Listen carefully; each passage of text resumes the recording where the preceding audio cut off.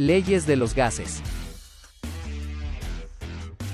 Las leyes de los gases son fundamentales para entender cómo los gases se comportan en diferentes situaciones, y son muy importantes en la química y la física. Aquí están las tres leyes principales. La ley de Boyle. Esta ley establece que, a temperatura constante, el volumen de un gas es inversamente proporcional a su presión. Es decir, si se aumenta la presión sobre un gas encerrado en un recipiente cerrado, el volumen del gas disminuirá, y si se reduce la presión, el volumen del gas aumentará. La relación matemática es P1V1 igual a P2V2, donde P es la presión y V es el volumen. Ejemplo. Ley de Boyle. Imagina que tienes un globo lleno de aire y lo presionas con tus manos. A medida que lo presionas, la presión sobre el aire dentro del globo aumenta, lo que hace que el volumen del globo disminuya. Si mantienes la cantidad de aire constante, puedes usar la ley de Boyle para calcular cómo cambiará el volumen del globo a medida que cambias la presión. Por ejemplo, si inicialmente el globo tiene un volumen de 1 litro y una presión de 1 atmósfera, y luego lo presionas para aumentar la presión a 2 atmósferas, el volumen del globo disminuirá a la mitad, es decir, a 0.5 litros. La ley de Charles.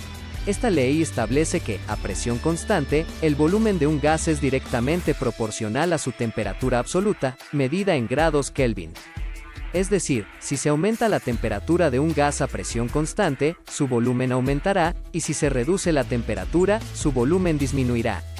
Ejemplo. Ley de Charles.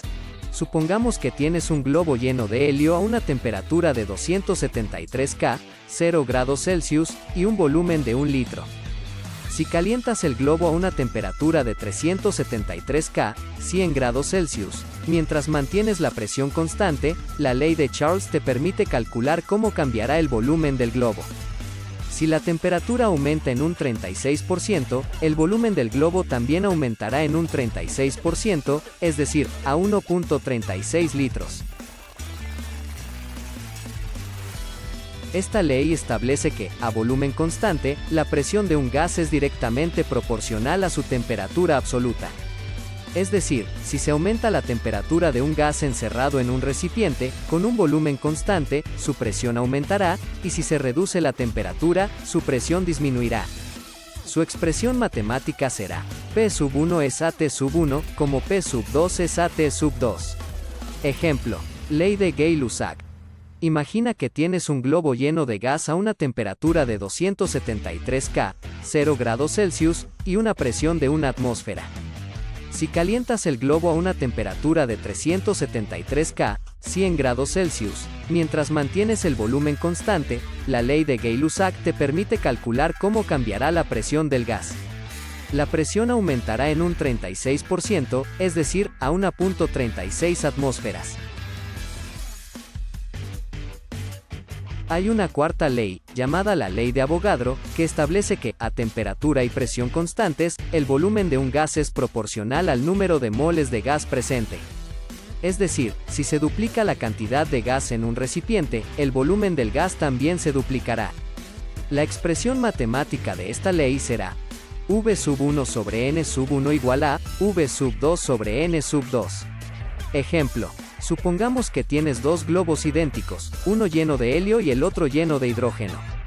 Ambos globos tienen el mismo volumen, la misma temperatura y presión. Según la ley de Avogadro, el volumen de gas en cada globo será proporcional al número de moles de gas que contiene.